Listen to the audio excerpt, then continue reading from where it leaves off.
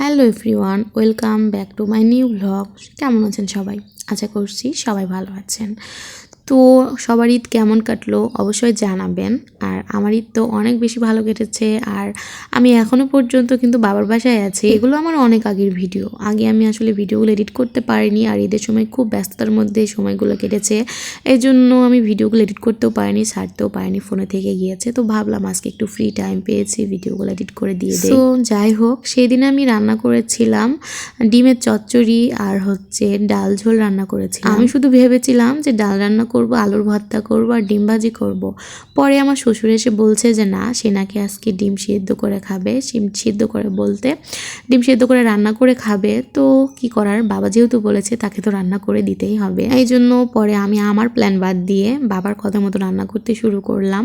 প্রথমে আমি ডিমটা সিদ্ধ করে নিয়েছি, আর যেহেতু সিদ্ধ করার পর ডিমটা অনেকটা গরম থাকে, আর আমি গরম জিনিস একেবারে হাত দিতে পারি না।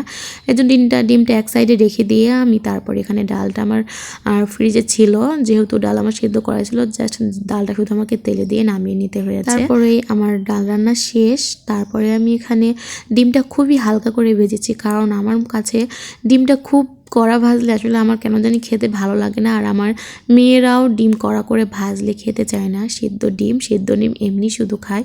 এই জন্য তাদের জন্য আর কি আমি ডিমটা খুবই হালকাভাবে ভেজেছি, মানে শুধুমাত্র হলুদ আর লবণ দিয়েছি, তেলের মধ্যে দিয়ে জাস্ট দিয়েছি আর তুলে নিয়েছি। আর ডিমের মাঝখানে একটু করে কেটে দিয়েছি, যাতে ডিমের ভেতরে মশলাগুলো ঢুকতে পারে।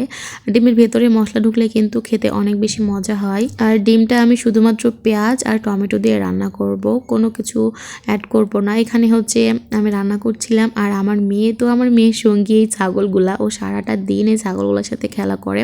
ছাগলগুলা বলতে আমার ছাগলের 2টা বাচ্চা হয়েছে, বাচ্চাদের সাথে ও আসলে সারাদিন খেলা করে।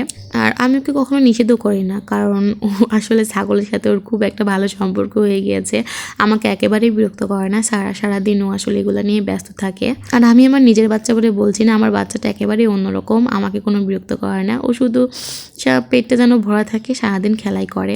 তো যাই হোক, এইদিকে আমি আমার মশলাটা কষিয়ে নিয়ে এখন ডিমটা দিয়ে দিচ্ছি। আর এভাবে ডিম রান্না করলে খেতে কিন্তু অনেক বেশি মজা লাগে। আপনারা কে এভাবে ডিম খেতে পছন্দ করেন অবশ্যই কমেন্ট করে জানাবেন। আর আমার যদি কোনো ভুল হয়ে থাকে রান্নাতে, তাহলে অবশ্যই আপনারা ধরিয়ে দিবেন, কারণ আমি কিন্তু অতটাও পাকা রাঁধুনি না। বিয়ের আগে তো কখনো রান্না বান্না করিনি, শুধু আম্মু রান্না করেছে আর বসে থেকে খেয়েছি। তো এখন যেহেতু শ্বশুর বাড়ি আছি, এখন তো আর সেটা করলে হবে না, নিজেকে তো রান্না করে খেতেই হবে, যেহেতু আমি বাড়ির একমাত্র বউ।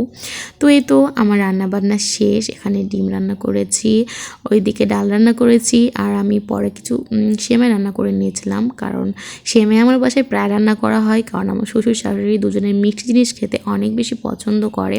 এজন্য আমি তাদের জন্য সেমাইটা রান্না করে রাখি।